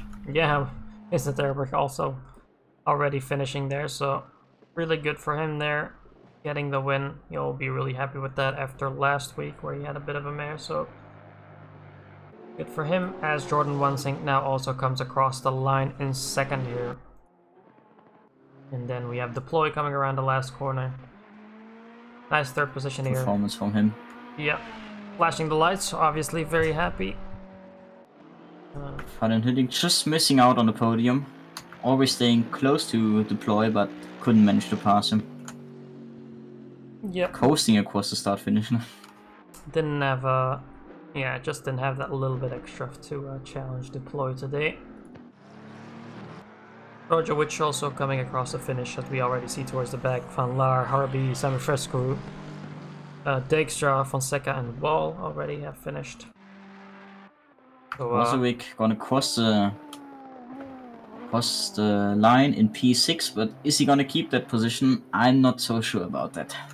Yeah, I can only agree with you there, so again, we'll see what happens afterwards, but nevertheless, was a good battle to see there up until the incident. Then Kevin Wang. Domi's going slow. Domi's going slow before Blanchimont. He's running out of fuel. Oh no. And the Knecht is coming from behind.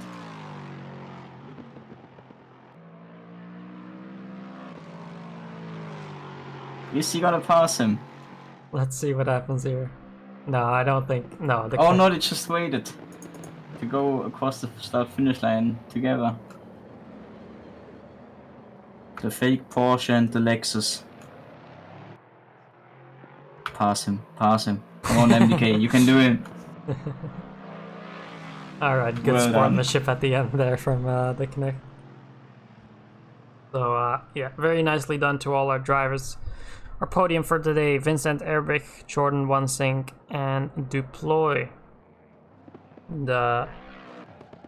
with that being said, let's see if we can... Well, let's see if we can actually get someone in here for a little bit of an interview. It does seem that a lot of people have already left the Racing Voice, but let's see if we can get Vincent in here. We'll ask him if he can actually do an interview, if he's alright to do one. Hey Vincent. Hey guys. So, good race for you today. I must... Yep. Bit of a shaky start, but in the end you won by quite a margin, so... how was it for you? Yeah, the car was fantastic this time. Very easy to drive and no bad understeer at high speed and oversteer at low speed like last time. It's a shame Marcus couldn't be there, but all the best to him. And yeah, pretty boring race on my part Yeah. after the first 20 minutes. Maybe an interesting fact, I only slightly brushed the wall in turn 1 at one point, and that gave me instant AO damage, so Oh, broke my okay. confidence for a while. Wasn't so flat out through Rouge anymore. Yeah, but yeah, nevertheless, it was a great victory. We were also mentioning it in the box here that was a bit of a shame to not see Marcus here today, because it would have probably been a good fight between you guys again, like it Yeah, usually sure. is. So Yeah, but looking forward to one of those again. yeah, definitely. But anyway, congratulations, really good race, and we'll see you next time. Congrats. Thank you. Cool. All right, let's see here. So you can also get Jordan One Sync in here. Yeah. Do you have any question prepared? Not really, but I'm sure we can get some. All right. Hey Jordan. Hello. So, how did the race go for you? Surprisingly well in the first stint, honestly. Didn't expect. Well, I was held up. I forgot the name of the Merc a little bit. But once I got past, I could finally get my own rhythm. That went quite well. Pit stop went very well. Then the second stint, I don't know what happened. I was all over the place with the car. But overall, I think it was a good race and a good result. Did you swap tires at the pit stop or just fuel? No, I did take tires. That's why I don't understand. Yeah, because we were thinking that people would have not taken tires or something, but yeah, I don't know. Good race overall. It does seem like towards the end, it was also a pretty relaxed or kind of boring race for you. I would say boring, yeah. Yeah, but I mean, good thing you held up to the end, because we did see a lot of people drop in this race. Especially a couple of people towards the front as well, which was a shame, to be honest. But, Yeah, I was like, holy shit, I'm leading. Yeah. But yeah. Yeah, I nevertheless. tried to defend Jim, but couldn't hold it in the end, for sure. Yeah, it seems like he just had Maybe a bit next too time. much pace. Next time, I'll get there. Yeah, for sure. But anyway, congratulations, and we'll Thank see you you. next time. Maybe we want to get Domi and MDK for the end, or? Yeah, sure. Alright, bit of a dual interview here. You both here? Hey, fellas. What was that, what was going on there at the end? You could have passed him MDK on the start finish. Yeah, we were hoping that you would be cheeky and actually just, like, you know, edge ahead just before the finish line. I didn't mean to power ahead at the very end. I wanted to do a rolling burnout, but I didn't disable the traction control all the way. So like, I just fired ahead. Both of you went really long in the first stint, right? Did you guys just took fuel, or did you also change tires in your pit stop? We basically only went with I guess 50 liters in the final stint. Green light. We just stretched the final part of the race, stretched the first stint as long as we possibly could, and it worked out, I guess. Yeah, you both got some lead laps in, I think. So. We won 2 for like 5 laps, so basically we're the best racers in this league now. Yeah. I mean, I just wanted Echo to didn't see finish how ahead of you Vincent guys. felt. Yeah, you both beat Echo, so Yeah, that's the important part. That is the important part, indeed. Yeah. yeah, so Also, Dom, you're not running the Porsche anymore. I'm disappointed. I'm really sorry. I had to cheat. I had to pick the easy car, something that doesn't require any setup, because like I just can't find the time anymore. yeah, it's pretty strange hearing from a guy that decided to go with a Maserati for a GT4 class, but you know. I mean, yes, it was a big disappointment for me. I ended up missing half of the season, mostly because even if I was available for the race, I knew that if I didn't have a setup, there was no point in even trying. Yeah. That's a really competitive attitude, but okay. I'm just here for the free setups. Ah, right. You're one of those. Takes Anyway, one to know congrats one, on Husky. both of your races. I think it went relatively clean for both of you. She got spun early on, but I managed to recover, thankfully. I think Dummy spun too, so. I got punted by Raz, ended up with some diffuser damage, but he was kind enough to let me by, and I think he had more nose damage than I had tail damage, so like he never really came up for a fight again. Yeah, in the end, he pulled off somewhere on the racetrack as well with like 20 minutes to go, I think. Yeah. Oh no, I was wondering what happened to him because I never saw him Tommy killed again. him, confirmed. Alright. Yeah, He's literally I DDoSed him. Dummy is the most dangerous driver on the grid. Confirmed. I think that's with that bombshell we can end the show. Thank you, gentlemen. Thanks for doing what you do. Yeah, it's been another one, a really good one to watch. It's a shame quite a bit of people dropped out, but nevertheless, you guys kept going, and again, fairly good results for both of you. So must be happy, and we'll see you move up in the Absolutely. standings. I think. I'm super proud of 2 times both of us in top 10, 2 races in a row. I'm pretty impressed with us, honestly. Yeah, definitely. Well done. Well done, and we'll see you guys next week, hopefully. Yeah, next time we also have to stretch it long just so we can get invited to the talk. Yeah, true. Like, I mean, you have to do something that stands out to get on here. So like going really long on the tires or something like that always stands out. Or so. like MDK can spin Echo, I can spin Vincent, and then we're guaranteed a slot, right? You mean when they lap you? Exactly. Nice. Especially when they lap, you just get lap and then don't them into the final turn.